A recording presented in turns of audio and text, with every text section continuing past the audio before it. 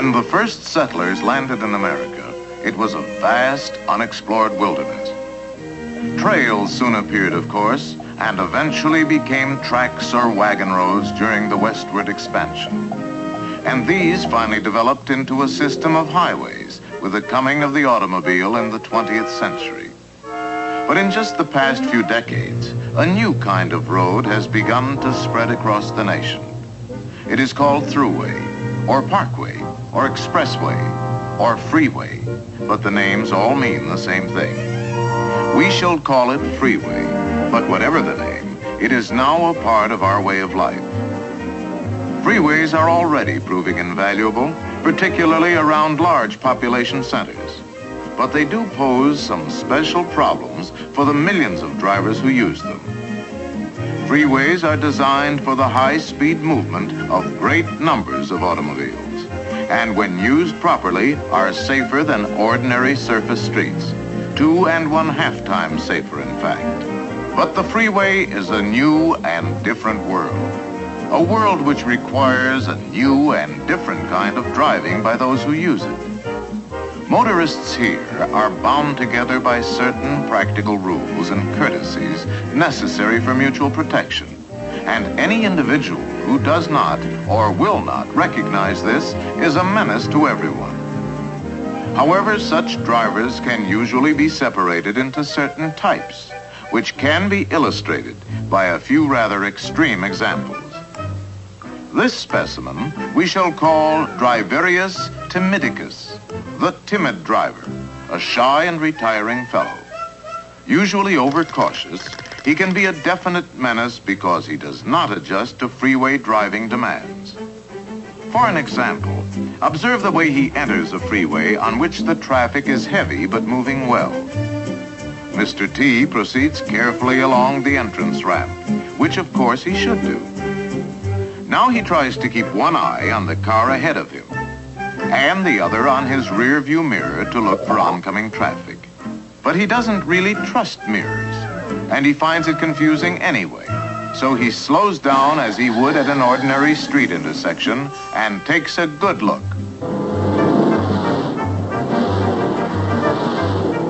The spaces seem very small. So, again, as he would at an intersection, he stops to wait for a big opening. This often comes as a surprise to drivers behind him and can result in a sort of boxcar effect. Now, while Timidicus watches for that big opening, let's go back a moment and see what he should have done. With the entrance ramp clear ahead, he should have been picking up speed to begin to match that of cars in the traffic lanes. His rearview mirror, plus a quick glance back, would have covered any blind spots, and he could have made final speed adjustments in the merging or acceleration lane. Now, showing firm intention, he would need only a slight change in speed, faster or slower, to slip easily into a small space. Also, the driver behind is now able to be courteous and let him in. But getting back to Mr. T, he has increased his own problem enormously by stopping unnecessarily. To go from a full stop to freeway speed, say about 55 miles per hour, would require over 500 feet, roughly twice the length of a football field, before he can merge safely. And Mr. T must start at precisely the right instant, or the gap will close too quickly, and he will be in danger of a rear-end collision. The approaching driver will be forced to slow down. And this can mushroom into a chain reaction, causing the boxcar effect again, this time far down the line of traffic. But again, what about Timidicus, who at last finds himself on the freeway? High speed makes him nervous and apprehensive, so he drives slowly. If he keeps to the right and doesn't go too slow, this causes little real trouble. But all too often, he strays into the fast traffic lanes. Mr. T, convinced that people shouldn't drive so fast anyway, believes he is driving safely and has no idea that he may be creating a problem. But now, drivers behind him are forced to slow down quickly to avoid a collision, or rapidly change lanes, which causes others to slow down.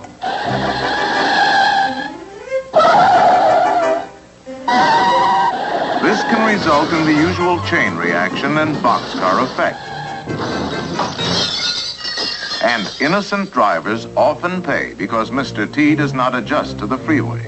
The delay and confusion that follows invariably frays nerves and tempers and reveals another freeway menace we shall call Motoramus fidgetus, the impatient motorist. Gall dang people that camp on the freeway. Come on, get going. Members of this species are usually excitable, What's the matter up there? Move it, come on, move it. explosive in nature, Get a horse. or highly competitive in spirit. Oh, yeah, well, the same to you, Buster.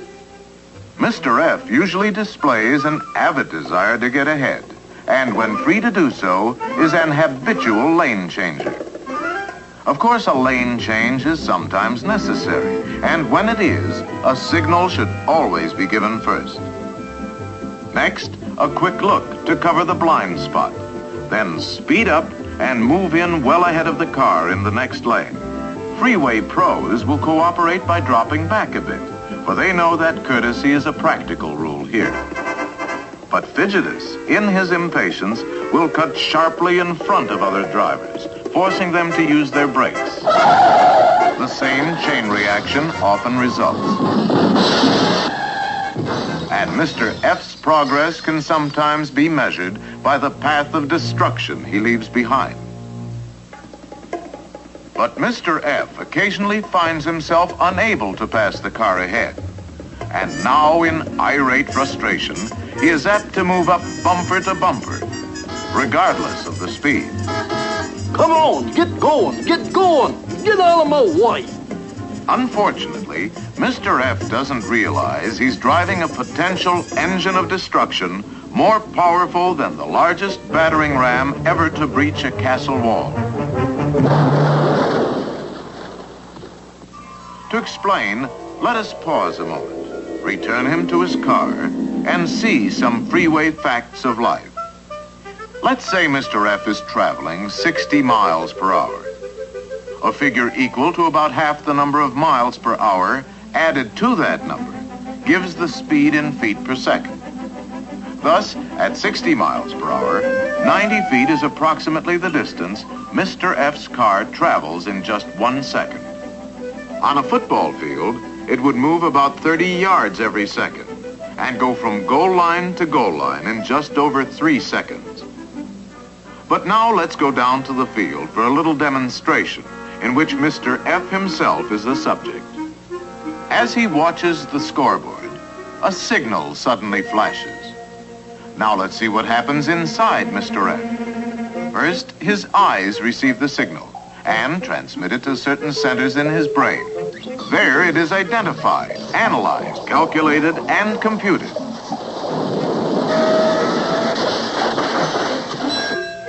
And an action decision may be handed down. Stop! Hit the brake! The message goes out to the legs and feet, and finally the brakes are applied. If we run through it again with a stopwatch, we find all this takes about 1 second. Stop! Hit the brake!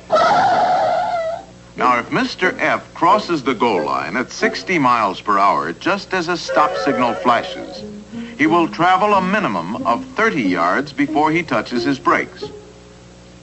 And even with good brakes and dry pavement, he will still cover another 70 yards to the opposite goal before finally stopping. So, Mr. F was actually preceded by a sort of danger zone made up of his reaction distance plus his braking distance. Now, imagine he's on the freeway, a bit behind and to one side of a car identical to his.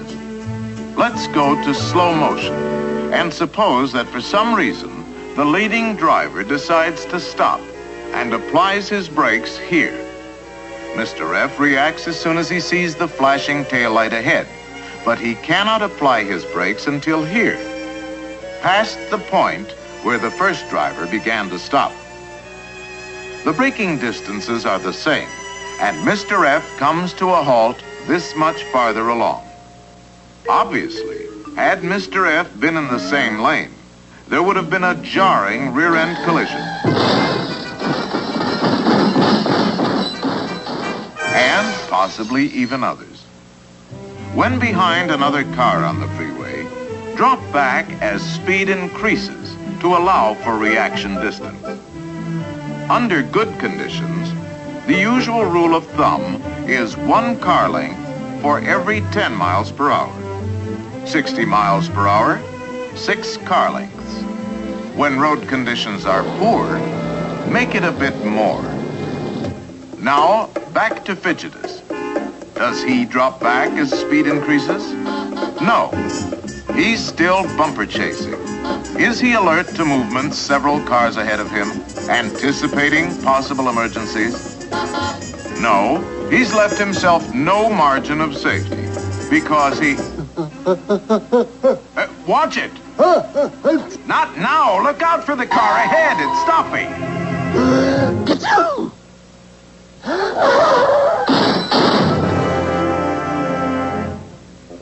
Even if the impact speed is down to 30 miles per hour, the result for Mr. F could be like driving off the roof of a 3-story building.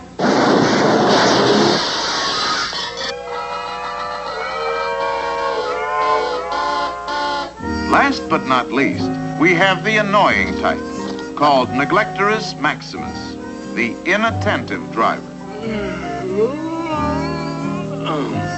Often Mr. N is simply hypnotized by the drone of traffic and carried off to dreamland.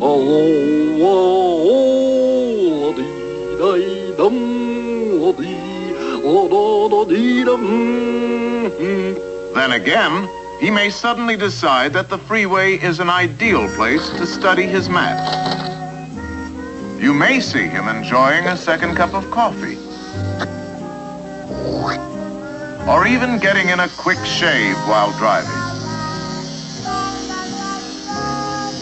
Of course, his favorite pastime is conversation, especially with someone in the back seat. Yeah, just picked her up this morning. Flat out, she'll put down anything on the road.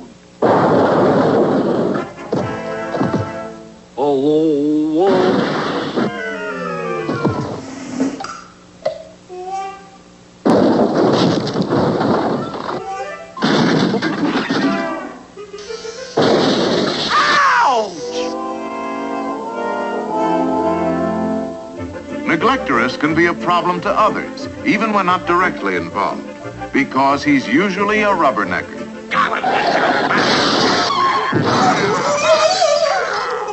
And if some mishap slows traffic on one side of the freeway, he will jam the other side simply by being curious. And Mr. N is particularly careless regarding signs and directions. Thus, he is usually almost past his exit when he notices it, has to change lanes quickly to make it, and there's the same old chain reaction. Finally, Mr. N often neglects his speedometer and forgets he is moving at freeway speeds as he re-enters the world of surface streets.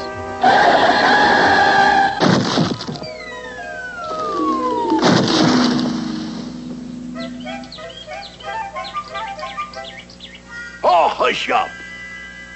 So, on the freeway, watch out for the driver types we have called Neglectorus, Fidgetus, and Timidicus. From time to time, you're bound to see one of these characters, and when you do, avoid them if you can. Yeah, and just make sure you never become one.